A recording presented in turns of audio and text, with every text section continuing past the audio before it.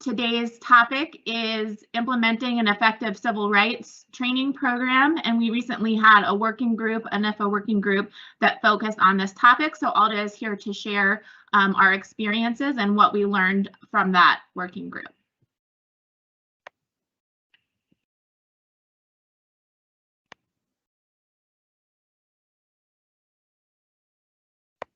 All right, hi there. I'm Alda from Alaska. I do evaluation and civil rights coordination for the Institute of Agriculture, Natural Resources, and Extension. And let's jump right to an overview of that working group. So the working group, thank you to NIFA for helping us convene. We met for 8 weeks this year. It was a good mix of both experienced members and folks looking to learn. We were sharing best practices on training at our land grant institutions, land grant universities. And you can see from the list there was representation from both states and territories across the country.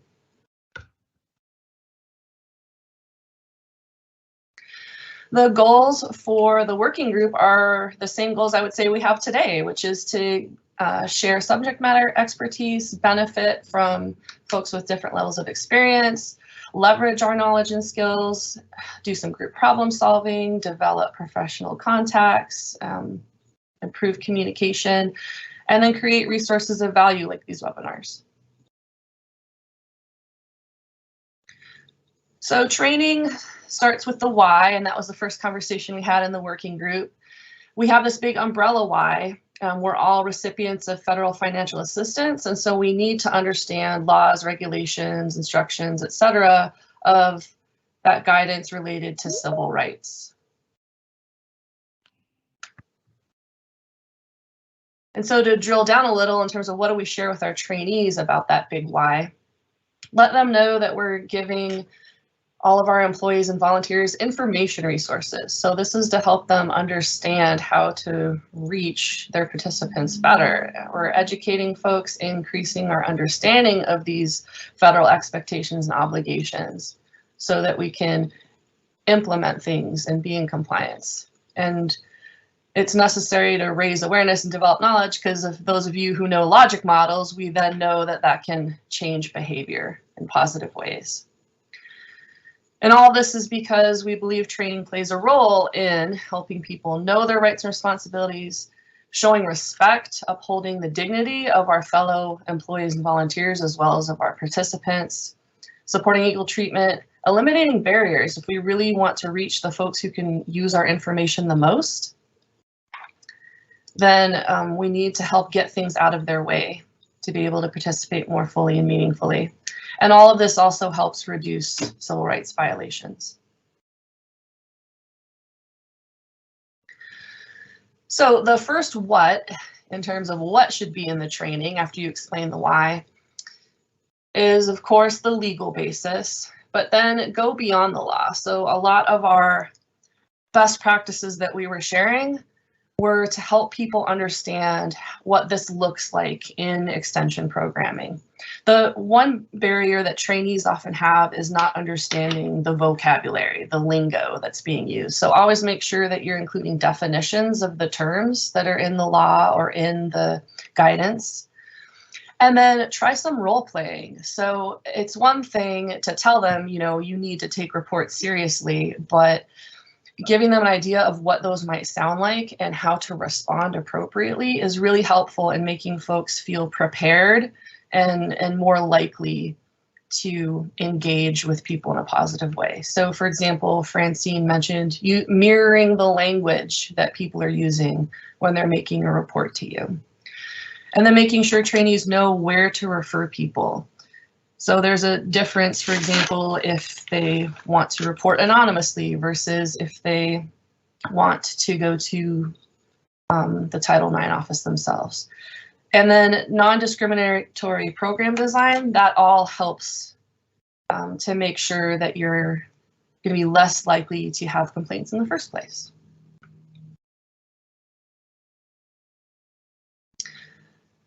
So then we have Title VI, and of course, again, there's the law, but folks often forget that when we're talking about race, color, national origin, that limited English proficiency is included under that. So having that executive order is a helpful supplementary material. Again, making sure that folks know the vocab. So having a language access plan, that's LAP. Knowing that if you don't have those things in place, how that can lead to something called disparate impact. So explaining those terms.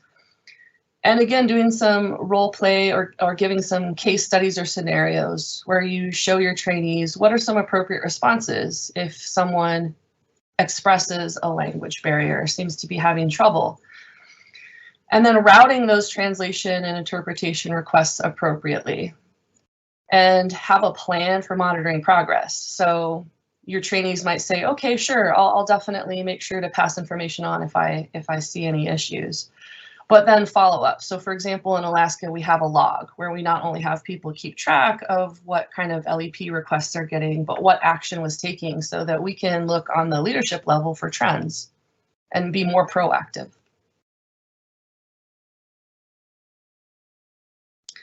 And the 4-factor analysis, that's part of the information you'll find on sites like lep.gov. This is great guidance and something to share with your trainees, not so that they make these decisions, but just so they're aware of the type of information they should be collecting in order to pass these requests on. And then when you have this analysis as something that leadership is trained on and it's in your language access plan, then it's easy to write budget and other justifications, like for your communications unit, on here's what we need to prioritize. So for example, in Alaska, because our folks were trained to recognize when someone makes a comment like, gee, you know, I have some parents that can't really read this cold climate publication in English. I really wish there were some translations. They knew, oh, that's not just a wishful comment. That's someone letting us know that there's a barrier in our community. And so they passed that information along to me. I was able to get more information and work on the translations into 3 of our top need languages. And we were able to get that out by the first week of October because it is a health and safety issue. It discusses things like frostbite, and the temperatures are dropping. And so it was kind of one of those nice just-in-time things because people knew the law and what to look for. So our next what is the ADA. And I want to thank Kim and Kate for pointing out things like modeling what we want our trainees to do and remembering to make things like our PowerPoints accessible. So as a person who doesn't need an interpreter, I do often forget that things like bullet points can be a barrier. So I went back through after I had just, you know, the same circle on everything and put numbers and letters so that someone who is signing to someone else is able to way faster identify which line that they're on, for example. So plan your programs with an inclusive lens, do things like, you know, the way that you write or arrange things, make that an inclusive environment, and use case studies. Again, that's one of the best practices that came up many times from folks, is show people how to recognize and respond.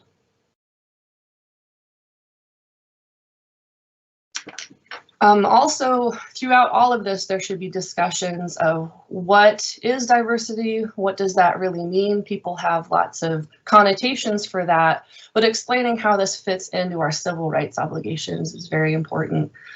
And that starts with talking about ground rules. So if we're going to be covering topics like bias and things where people might have stories that they tell, set some ground rules. Make sure that people feel like it's a safe discussion, that their personal stories are not going to be shared outside of the group. Discuss the history of your land-grant university and the system in general, so the Morrell Act, but also be aware, as you see the note on the side, that there are national conversations about how some of our participants, like Indigenous peoples, have a perspective on that history as well. Look at your federal and state framework, because in addition to the federal obligations, your university or state might have other categories that they're including in your non-discrimination statement, for example. So it's important to see where those things match or don't. Talk about the benefits of diversity. So not just what it is, but Virginia shared a lot of really great research about that I'll talk about in just a second. And then give people opportunities to do some reflection work and to follow up with each other on that.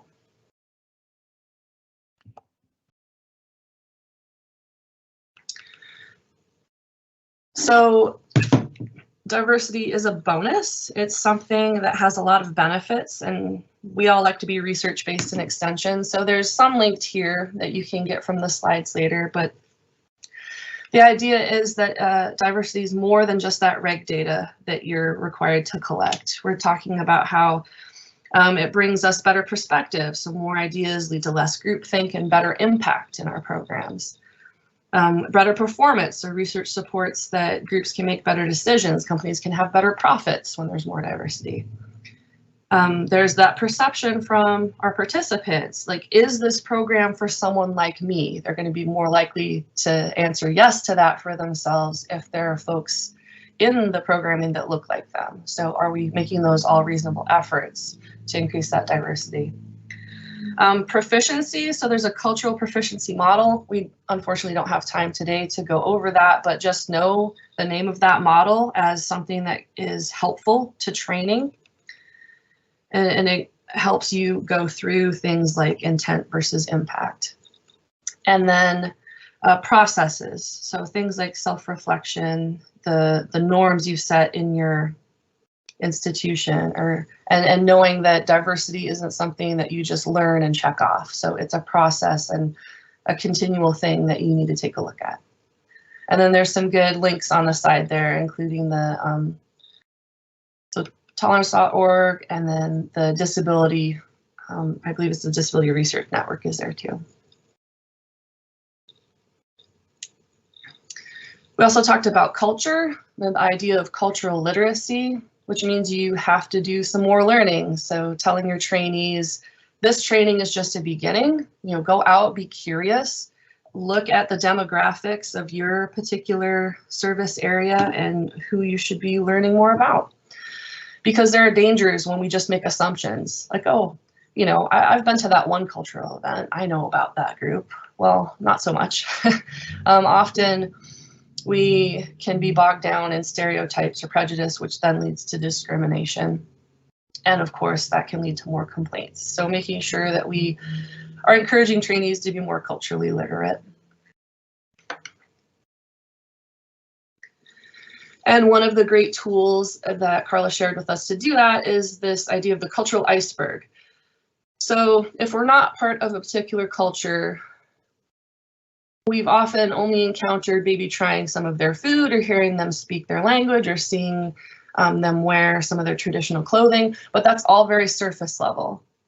And to truly understand how their culture might impact the way that they view or receive or experience our programming, we need to go deeper and think about the roles and rules and beliefs and traditions of those cultures and learn a bit more about them.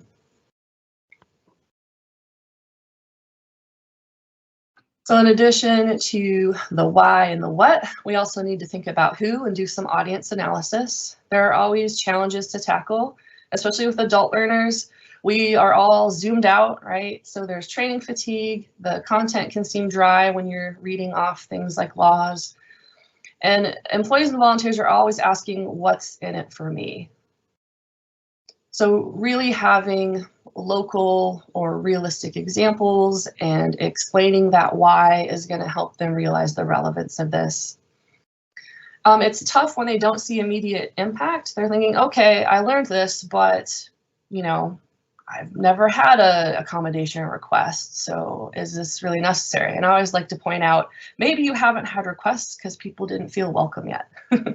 And so thinking about what you can do to make it more likely that people realize, yes, this programming is for someone like me. This is a place that I can be safe and accommodated. And then hands-on scenarios, even though those take more time and money, really making an effort to bake those into the training can make it more effective. And that can help combat the fact that complex info, sometimes people tune that out. Like, oh, this is just all so overwhelming. So putting it in chunks, you know, bite-sized pieces, and not trying to fire hose it all at them at once. So can an instructional designer help? Think about at your LGU, who are the resources that help with program or class design? In Nevada and several other states do too, they do training tailored to roles. So one way to make sure people don't feel like it's too much information and they don't know what to do with it is to only give them the information that is most relevant to their role. So for example, the employees and volunteers who are interacting with the public, you're prioritizing things like making sure that they're doing proper notification, that they know how to answer basic questions and collect those demographics. They don't need to worry about some of the details up at the top where it's like, you know, where's the budget going to come from? Or do I need to be tracking every time the law changes? That's something that leadership should be helping provide for them. So think about how you can break out your training info between these groups of the frontline folks, the supervisors, the deans, etc.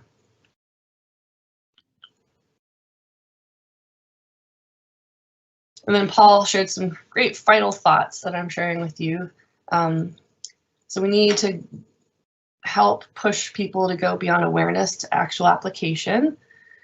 And when we get to our written plan, that's part of the way you can do that. Realizing communities are always evolving. Like the poster changed, right? It used to be the Statue of Liberty, and now we've got this one with the updated link. Civil rights are never done. So it's not something where you just check it off and forget about it. Really emphasize that with folks, and we'll talk about great ways to follow up in a second. So where and when should this training happen? Well, the standard is an annual basis.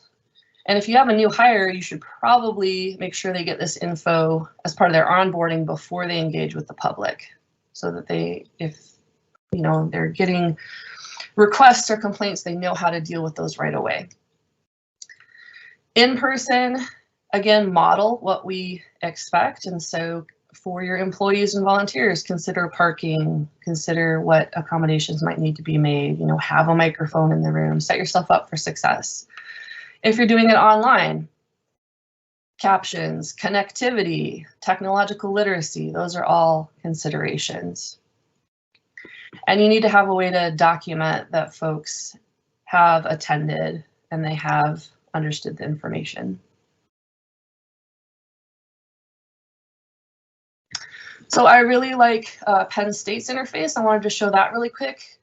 You want to make it really clear where people need to click, right? So that's one of the biggest barriers I see with trainees is they're like, I can't find it, or I don't really know where I'm supposed to be going. So they make two big clear buttons, faculty and staff click here, volunteers click here, and then they follow up with this learning resource quick start guide. And so it explains, if you don't have a university ID, here's what you do to log in. So making sure that that information is clear and available is really going to help with compliance and training.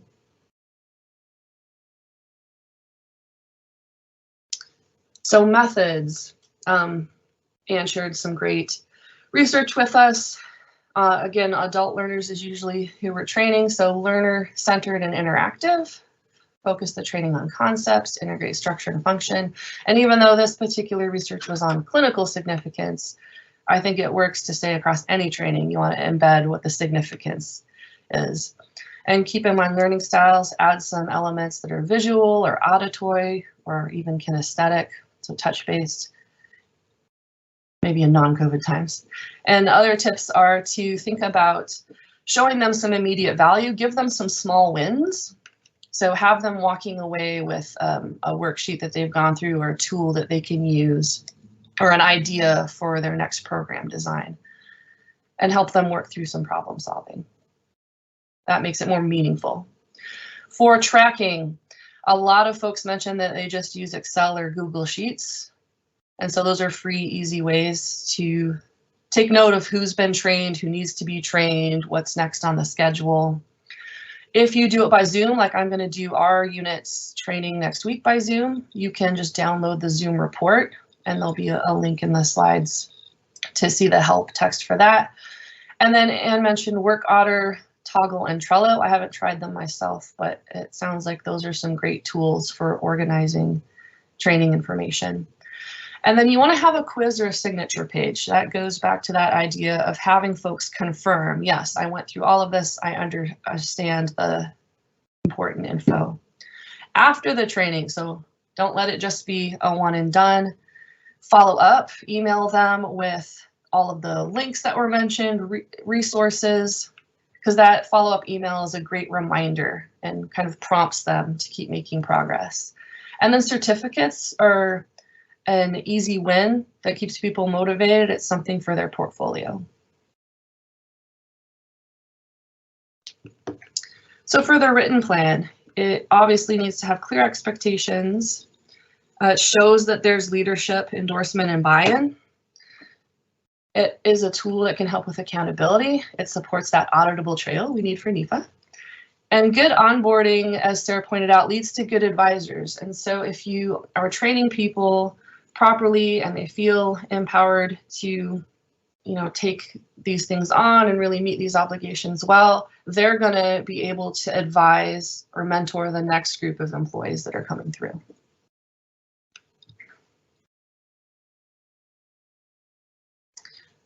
So not an exhaustive list, but highlights of what to remember to have in that written plan. So things like org charts and workflows, knowledge and procedures, advisory boards. We haven't talked about those yet, but those are important to make sure you're looking at the diversity of those.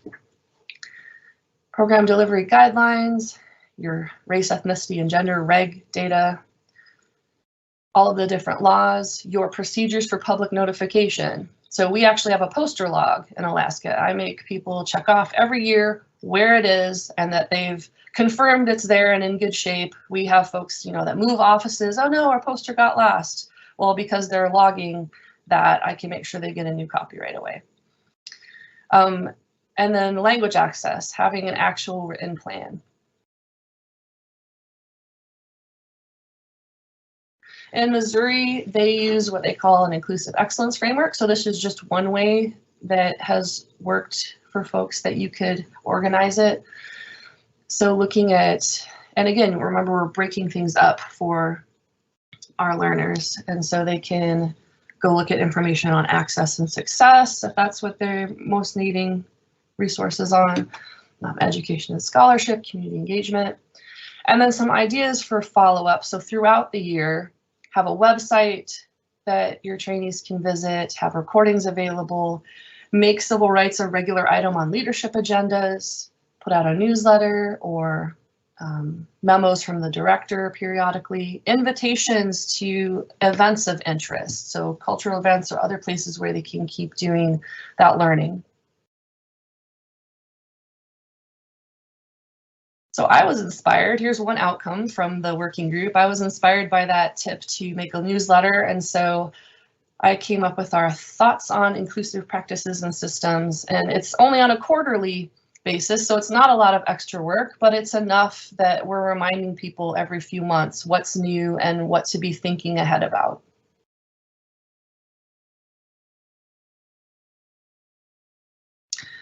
So more tools and links. A lot of people in the working group mentioned the I Speak card and how useful those are, so you can find those at lep.gov. Both the written language for folks to indicate what they speak, or let's say they're not literate in that language. They can even point to their flag to help you know, okay, now if I'm going to connect you to a translation hotline, here's the information.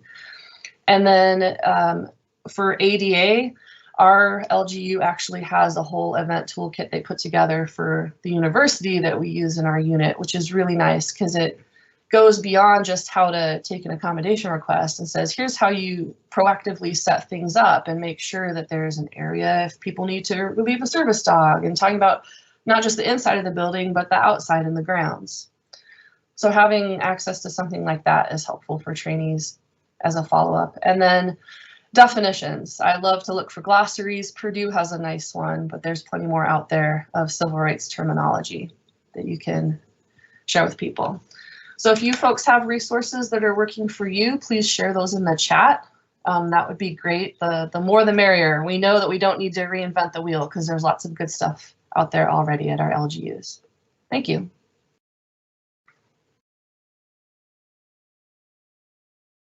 Okay, I'm looking to see if our next presenter was able to join us here, and I don't see her. So I'm gonna see if I can connect with her to figure out if she can join us or not. We also had Meredith Weinstein on our agenda. In the meantime, I'm going to ask that Lydia Cassell, my colleague who was on the agenda to moderate the Q&A, go ahead and get started with that by looking in the chat box. So Lydia, if you could take over here and just moderate the Q&A with any questions that are in the chat and or share any shared experiences or best practices that people are sharing in the chat. We can go ahead and move forward with that.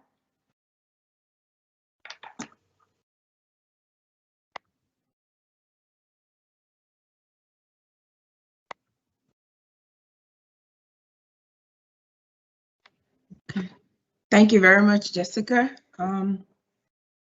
We have a question here that says, how do you do a quiz or signature page when using Zoom?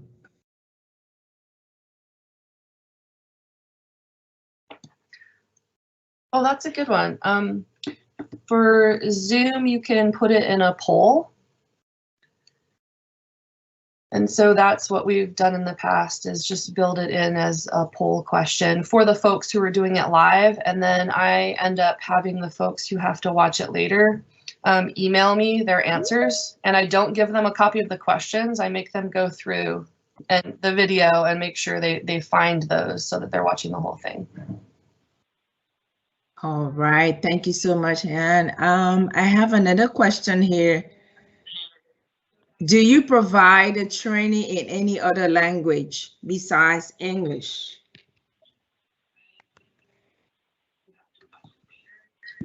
We haven't had requests for that in Alaska. I'm sure that that's something that might be happening in other places depending on their volunteer base, though.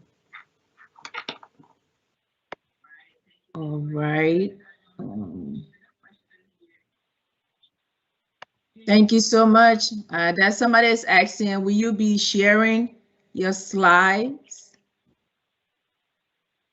Yeah, Jessica, is that something you can send out later? Yep, absolutely. And we should also have a recording of this up available on the website at some point. Usually we get it up in 2 weeks afterwards, but we're trying to get them up as fast as we can. Okay, thank you, Jessica. I have another question from Mark. Says, any suggestions for how to approach civil rights compliance training needs for volunteers, committees, and councils?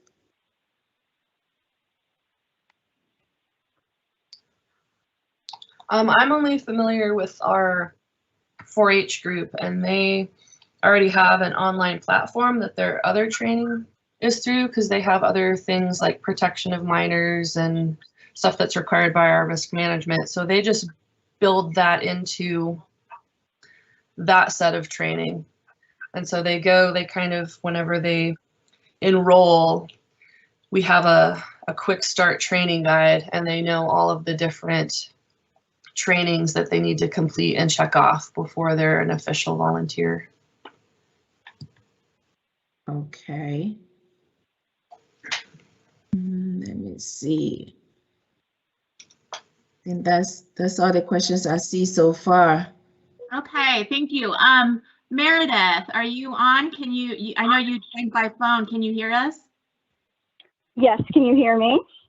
Yes, I can. Are you able to see what I'm sharing? I can, I just can't speak. Okay, well, we can hear you. If attendees, you have any problems hearing or seeing, I just shared the presentation that Meredith is going to provide for us. We can move on to our next agenda item, which I think follows very nicely from Alda's presentation. So Meredith, if you want to go ahead, I will move through your slides for you. Great, thanks. And I'm sorry, everyone, my Mac just does not like Microsoft Teams today, I guess.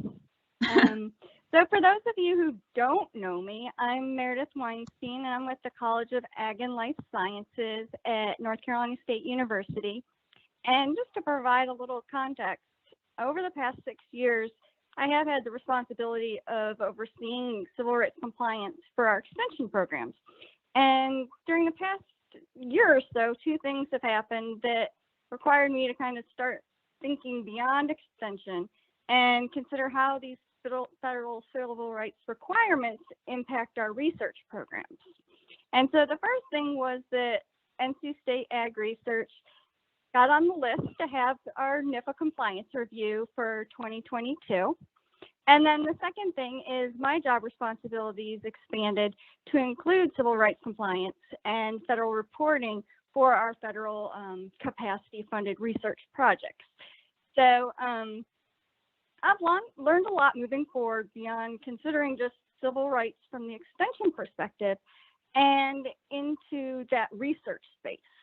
And so today I wanted to share with you kind of one of my learning experiences, and that has to do with moving civil rights training to that research side and to look at training for federally funded research activities.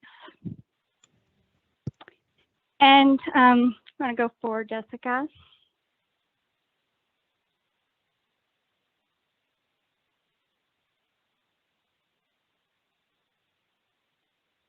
So one of the areas that I identified as a weakness was our training on non-discrimination and equal opportunity in federally assisted programs. And so I reviewed our university's mandated training requirements, and there's new hire non-discrimination training requirements. We have annual diversity training. We have non-discrimination and harassment refreshers every 3 years. Our supervisors and managers have to take EEO fundamentals, and there's Title IX training. And I wouldn't be surprised if many of your universities have similar requirements. These trainings cover non-discrimination, sexual harassment, and accommodations, but none of them really specifically focus on those expectations related to federally funded research. So next, I searched Google. I mean, where else do you look for information? And I looked at our federal websites. I looked at other universities. I was just trying to find information on training that existed on civil rights obligations for researchers. And, you know, to myself, I was thinking, why would I reinvent the wheel, knowing, you know, from the extension side, there's tons of presentations out there for extension, for SNAP, for, you know, child nutrition programs. So I figured there had to be something out there for research. And guess what I found? A single civil rights update presentation that was given to the Southeast Region Association of Ag Experiment Station Directors from 2006. I looked at websites of federal agencies that fund research and couldn't locate any training materials, whether it be, you know, NSF, whether it be EPA, you know, any of these different agencies. I was only able to find compliance checklists, certifications, assurances, and how to file complaints. I asked peers and administrators, both within Ag and Life Sciences and other disciplines, but came up empty-handed. I determined that this was definitely a gap, both in the availability of training on civil rights obligations as a recipient of federal research funds, and something that we did need to fill. And so I thought about this, and I thought about the challenges that I was going to face. And so, there's basically three main challenges that I kind of came across as I was designing training and filling this gap as far as developing civil rights training for researchers. And so the first training, that first challenge that I faced was that we had multiple target audiences. And many of our faculty and staff have split appointments. And so I'm sure many of you have, your research faculty, you have postdocs, you have non-faculty researchers, you have your extension faculty, and then there's the myriad of support staff, administrators, and we have some faculty that work with grad students, some faculty that don't. And so as I was designing training, I was trying to figure out how to be audience specific, but still have it as a single training. And so that was kind of one of the big challenges that I had to kind of think through as I'm thinking about how to deliver training for our research faculty, who may also be extension faculty, who may also be academic. And so, kind of wrangling all that together, as well as providing the training for, non-faculty appointments as well. And so then, there were other challenges. My second challenge that I really came across was just the sheer size of North Carolina. Now, it's not the biggest state in the country, but North Carolina is a pretty big state. It spans 500 miles east to west, 150 miles north to south. NC State has about 1,300 faculty in our College of Ag and Life Sciences, faculty and staff. We have 2 campuses, 18 research stations, 4 field labs. And that's just the research and academic side. That doesn't include our county-based extension employees. And so I needed to figure out how to reach people across the state and make sure that that training that's being provided is consistent, and that, what someone in one part of the state is getting isn't different than what somebody at the other end of the state is getting. So then my third challenge really has to do with time, kind of that Zoom fatigue, the idea that people actually attend the training, that they engage in what they're learning. When designing training, I'm very aware that people are busy, that content that they receive needs to be different than what they receive in the mandated training that we get from the university. And that I want to make sure that I'm not duplicating the information they're getting elsewhere, because otherwise they're just going to kind of ignore and just kind of click through and not pay attention. So, when I'm thinking about how to design an online training, I want to make sure that I'm doing it in a manner that they're going to actually pay attention to, and that they will engage in. So my final product was, I designed an online self-paced course, and I did it based on using our online registration system that we have at the university. And I did this to make sure I could track completion. That way I could maintain records of who has taken training and who hasn't. And the training itself is hosted on our Moodle platform. I also, when I was designing the training, I used Rise 360, if anyone's used that, as an e-learning authoring tool. And basically what I did with that was I developed 12 learning modules. They're all real short little chunks of information. And what I did with that was some of the modules were self-selected, and that helped to get around that idea of people were in different positions. And so those self-selected modules were position specific, so that I was able to design a single course, but that single course could be completed by people that were in multiple positions, and those multiple positions could possibly overlap different audiences. So someone that might have just a research appointment or might have a research and an extension appointment. That depending on the type of appointment they had, they could take different modules.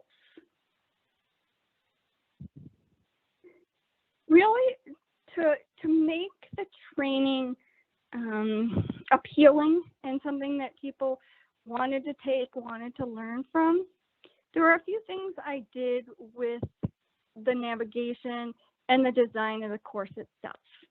Some of the things I did as I designed this class was providing clear instructions, just easy course navigation, making sure that the class was easy to navigate, putting some video clips in and make it just real engaging. I included links to relevant university websites throughout and telling employees where they could find content on the topics. The Moodle site itself, I included the links that I used throughout the training. Really adding that personal touch. One of the things I did was make sure to use images of our CALS faculty and staff and using consistent branding throughout the training. Another thing I did, and Jessica, if you want to move ahead another slide, is to use real examples, trying to tie specific discipline-related examples to help the participants better connect to the concepts of their work and make it really as applied as possible to ag and life sciences. So, for example, in a section on program notification, I wanted the participants themselves to think beyond kind of that traditional view of public notification being we need to let people know that an event is occurring on a particular date and time. So what I really wanted to do with public notification was to let them know that in the scheme of Title VI, that public notification has to do with possibly letting the public know that it might include sharing with the public that we have new results from our research innovations and that we have new discoveries. We might have a new release of a new breed or a new refined process. And so it's helping our faculty understand how something like public notification applies in the realm of research and not just in the realm of extension. And so basically the 12 modules that I developed, I organized them into 4 sections, and then there was a final quiz in Moodle.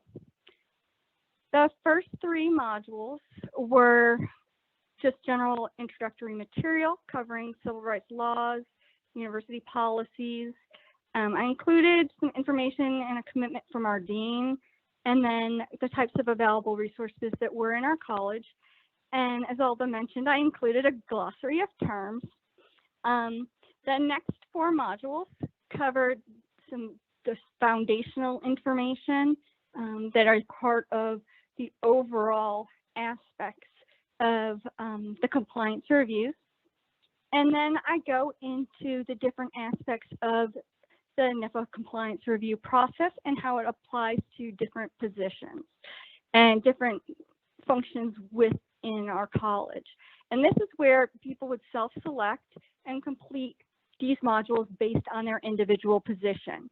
And so depending on if you had a research appointment, an extension appointment, or if you were in an administrative role, such as a research station director, a department head, or other administrator, you would self-select and complete the modules that were relevant to your particular appointment.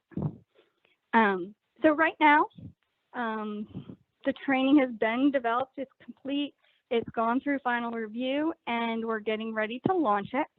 I've also been developing a companion website for employees that have research appointments to provide them with resources, and that's nearing completion. And so the launch is going to happen soon, and I'm real excited about getting this information out to our research side, since in the past they've only been going through kind of that traditional training as far as things related to overall compliance with civil rights. And so if anyone has questions, we can go ahead, but that's just kind of an overview of what we did in North Carolina to kind of bolster up research compliance. Yes, thank you so much, Meredith. I really appreciate you sharing with us your experiences, and I think it's very relevant, and I think it's something that a lot of folks, you know, may encounter at their universities and institutions, for sure. So we have about 5 minutes left in our webinar time. Again, Lydia, my colleague Lydia Cassell, is moderating the Q&A. I kind of split the Q&A up so we could get Meredith. But Lydia, if you want to go ahead and see if there are any more questions in the chat, or again, if anyone wants to share a best practice that they have with regard to civil rights training, feel free to type that in the chat as well, and Lydia will read it out loud and share it with everyone.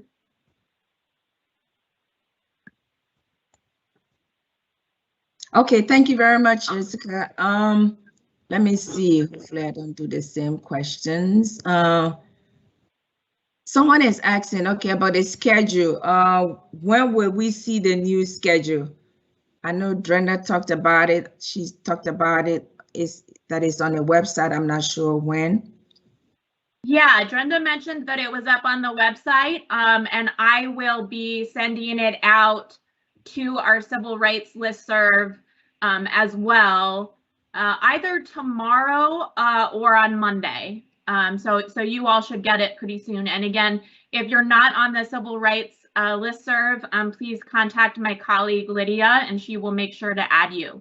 But yeah, I expect that to go out to the listserv tomorrow or Monday. And Brenda did indicate that it was put up on the website recently. Okay, thank you, Jessica. Another question, could you talk more about the translation of info on cold weather? In which languages, and how did you find qualified translators?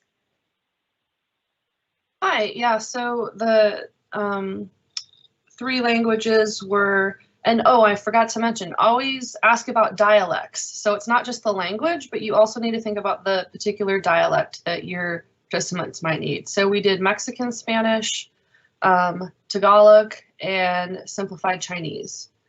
And we used a service that our university was already contracted with to do those. So certified translators, yes. Okay, thank you. I don't see any more questions. If you have any questions, please feel free to put it in the chat. No, the chat is not working, so put it in the Q&A. I'm still looking here to see if there's any new questions. Oh, okay, somebody's asking for my email. Okay, I'll put that in the Q&A. I will post my my email address for you. Yeah, Lydia is the correct contact for being added to the listserv. Likewise, if you change duties and you want to be taken off and have someone else put on the listserv, she can do that as well. And also, if you need and Justice for All posters, Lydia is our point of contact for those, so you can also contact her for those. Of course, any general technical assistance questions, please feel free to reach out to me. If Alda or Meredith are amenable, I'm also happy to connect you with them if you have specific questions about their work that they've spoken about today. I also encourage you to look out for our next working group. When we get to developing that, I will likely send it out to the listserv. I usually do a poll, but I believe I still have some responses from last time of what you guys are interested in doing working groups on. So if you're interested in joining a future working group, like the one we had on civil rights training, please keep your eye out for those announcements through the listserv and let me know. And I just want to, again, thank our guest speakers today. I really appreciate hearing from our land-grant universities and our civil rights folks at our land-grant universities about what they're doing. And as we move into fiscal year 2022, I'm really hoping to incorporate more of these guest speaker presentations into our webinars. Because as you all are aware, I've been doing webinars since the beginning of fiscal year 2021, and I've covered a lot of the main topics in terms of how the requirements on various civil rights review areas apply, generally speaking, what those requirements are and how we observe them during our compliance reviews. And I think would be very helpful for us moving forward to turn these webinars into an opportunity to get more specific. And one of the best ways we can get more specific is by hearing from you all about what you're doing well and having you share your best practices, whether it be outcomes from a working group or whether it be, something that you developed in response to a need like Meredith shared with us. Because I think that we encounter a lot of the same concerns and problems as civil rights folks at these institutions. And so I think you all really can learn a lot from each other's expertise in different areas. So again, please, if you think that your university is doing something really well in a specific area, or something has come up that you've addressed on any of the topics that we have coming up, or otherwise, please email me and let me know. I would love to talk to you and share your knowledge and experience with everyone. So I'm going to wrap it up there for today. Again, please feel free to reach out to me, jessica.creighton@usda.gov, if you have any technical assistance questions, and I'll be more than happy to meet with you individually. Thank you.